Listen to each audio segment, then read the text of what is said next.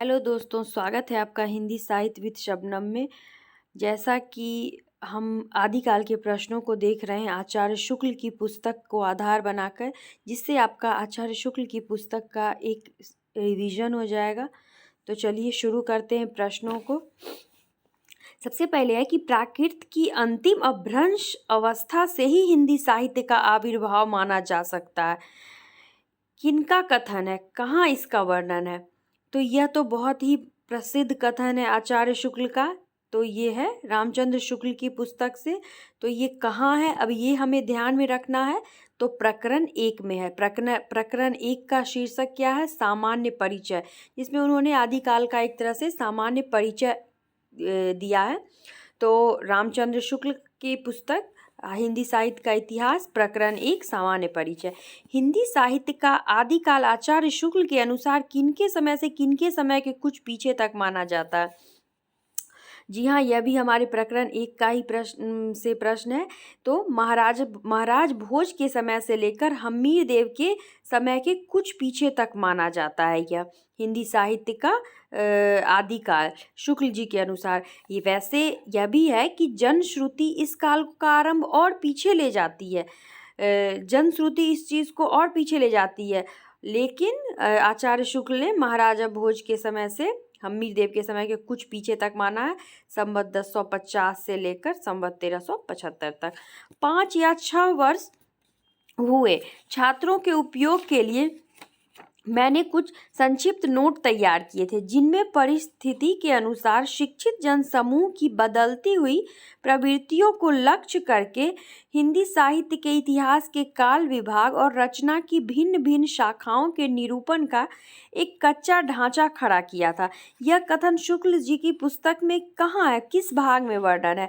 तो यह प्रथम संस्करण का वक्तव्य जो है उसमें शुक्ल जी की पुस्तक में यह चीज़ इस बात का वर्णन है, इस कथन का, कि शुक्ल जी कहते हैं कि 5-6 वर्ष हुए।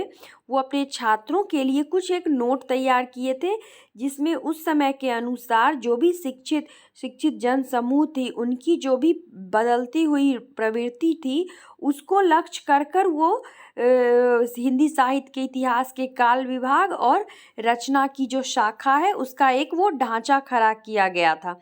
तो 5-6 वर्ष पूर्व।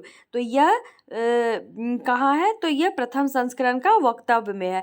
अब देखिए, यह भी बहुत महत्वपूर्ण है, बहुत सरल चीज़ है, सरल सी बात है, लेकिन महत्वपूर्ण प्रश्न है। आदिकाल के किस प्रकरण में क्या शीर्षक है? तो प्रकरण 1 सामान्य परिचय, प्रकरण 2 अपभ्रंश काव्य, प्रकरण 3 देशभाषा काव्य, प्रकरण 4 फुटकल रचनाएं। इस एक प्रश्न से आपके 4 प्रश्न निकल कर आते हैं। पूछा जा सकता है अपभ्रंश काव्य को किस प्रकरण में रखा है आचार्य शुक्ल ने, देशभाषा काव्य को किस प्रकरण में रखा है, फुटकल रचनाएं को किस प्रकरण में रखा है। देसिल बनना सब जन मिठा तय तैसन जपओ अवहट्ठा, ये किसकी पंक्ति है? तो जी हाँ, ये विद्यापति की पंक्ति है कि उनका कहना है कि देशी भाषा सबको मीठी लगती है, बोलचाल की भाषा, इससे वैसा ही अपभ्रंश मैं कहता हूँ। तो वही देसिल बनना सब जन मिठा, ये विद्यापति की पंक्ति है। आचार्य शुक्ल ने सिद्धोनाथों का उल्लेख आदिकाल के किस प्रकरण में किया है? बहुत आसान लेकिन बहुत महत्वपूर्ण। प्रकरण 2, अगर कंफ्यूजन हो जाएगा तो प्रश्न गलत, उत्तर गलत हो जाएगा। प्रकरण 2 अपभ्रंश काव्य में आचार्य शुक्ल ने हिंदी साहित्य के कितने वर्षों के इतिहास को 4 कालों में विभक्त किया है? तो 900 वर्षों के इतिहास को। जी हाँ, ये भी बहुत महत्वपूर्ण है कि आचार्य शुक्ल ने कितने वर्षों के इतिहास को कालक्रम में विभक्त किया है। तो यह ध्यान में रखना है कि 900 वर्षों के इतिहास को आचार्य शुक्ल ने 4 कालों में विभक्त किया है। काल विभाग जो है आचार्य शुक्ल का की पुस्तक में प्रकरण 1 से पहले उसी में यह दिया गया है। भिन्न भिन्न शाखाओं के हजारों कवियों की केवल कालक्रम से गुत्थी उपर्युक्त वृत्तमालाएं साहित्य के इतिहास के अध्याय में कहाँ तक सहायता पहुंचा सकती थी? सारे रचना काल को केवल आदि, मध्य, पूर्व, उत्तर इत्यादि खंडों में आंख मूंद कर बांट देना, यह भी न देखना कि खंड के भीतर क्या आता है क्या नहीं, किसी वृत्त संग्रह को इतिहास नहीं बना सकता। जिस तरह हमारे जब आचार्य शुक्ल ने हिंदी साहित्य का इतिहास लिखा, उससे पहले जो भी इतिहास ग्रंथ लिखे गए थे, जिसे हम वृत्त संग्रह कहते हैं, बड़ा मतलब भारी ये बड़ा वृत्त संग्रह जैसे ग्रियर्सन का इतिहास है, उसके पहले भी दो तीन मतलब हिंदी साहित्य के इतिहास के पहले जो इतिहास ग्रंथ लिखे गए, तो उनका ये कहना है, ये कथन हमें सबसे पहले ध्यान में रखना है। इवन ये प्रथम संस्करण के वक्तव्य में दिया गया है, पर शुक्ल की पुस्तक का एक एक शब्द महत्वपूर्ण है। तो ये कथन है कि इस तरह से आप कथन को ध्यान में रखिए, क्या क्या कथन है जो कि परीक्षा की दृष्टि से महत्वपूर्ण है।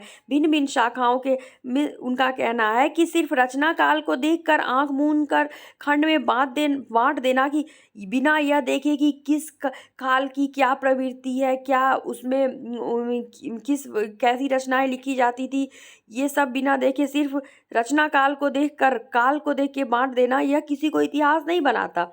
शुक्ल जी की पंक्ति है, वर रुचि का प्राकृत प्रकाश, शुक्ल जी की पुस्तक में आया है, इस चीज़ का वर्णन है। तो वर रुचि की प्राकृत प्रकाश रचना। अभ्रंश नाम पहल किनके शिलालेख में मिलता है? तो बल्लभी के राजा धारसेन द्वितीय के शिलालेख में। राजा धारसेन ने किन्हें संस्कृत, प्राकृत और अभ्रंश तीनों का कवि कहा है?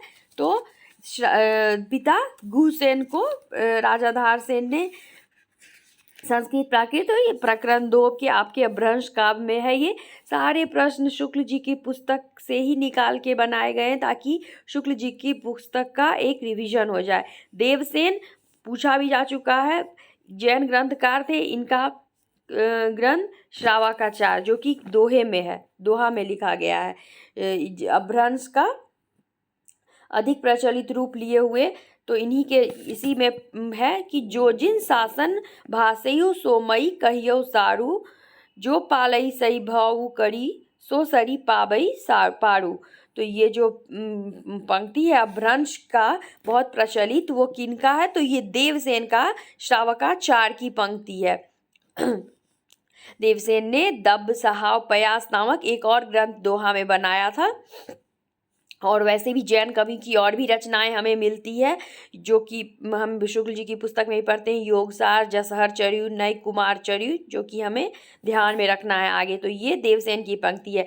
बिनु धवलेन सयऊ की हल्लई, बिनु जीवेनु देऊ की चलई, बिनु जीवेन मोक्ष को पावई, तुम्हारी सुई की अपई आवो, किनकी पंक्ति है? तो ये पुष्पदंत के जसहर चर्यु की पंक्ति है। जिस प्रकार हमें जैन ग्रंथ में खासकर उसको ध्यान में जरूर रखना है जिसका वर्णन हिंदी साहित्य के इतिहास में है। तो योगसार, श्रावकाचार, जसहर चर्यु, नय कुमार चर्यु, तो ये पुष्पदंत के जसहर चर्यु की पंक्ति है। चौपाइयों में रची गई है यह पंक्ति।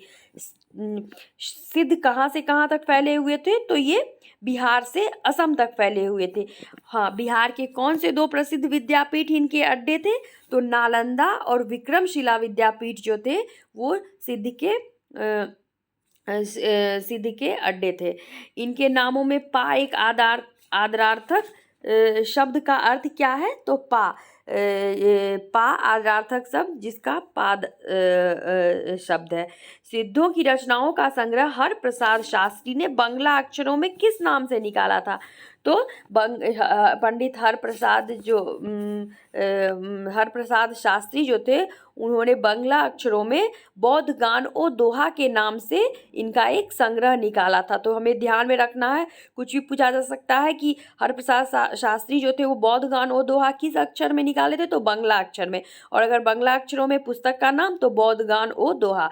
फिर बहुत महत्वपूर्ण पंक्ति, कावा तरुअल पंचविराल, चंचल चिये पैठो काल, दिट करिय महासो परिमाण, लुई भनई गुरु पुछियु जान। ये किनकी पंक्ति है? तो ये लुईपा या लुईपा की पंक्ति है। तो हमें ये ध्यान में रखना है। लुईपा का समय संवत 830 के आसपास, तो ये हमें ध्यान में रखना है। धन्यवाद। अगर वीडियो पसंद आए तो लाइक और सब्सक्राइब चैनल को ज़रूर कीजिएगा। और इसी तरह आदिकाल के आपको आगे और भी प्रश्न मिलेंगे, जिससे आपका आचार्य शुक्ल की पुस्तक का एक कंप्लीट रिवीजन हो जाएगा। धन्यवाद।